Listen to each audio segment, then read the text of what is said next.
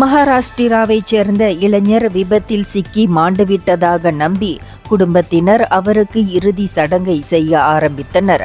அப்போது 19 வயது பாவு லச்கே திடீரென்று இரும்பத் தொடங்கியதை அடுத்து குடும்பத்தினர் அனைவரும் அதிர்ச்சி அடைந்தனர். உடனே அவரை மருத்துவமனைக்கு கொண்டு சென்று விளக்கம் கேட்டனர் என இந்திய ஊடகங்கள் தெரிவித்துள்ளன.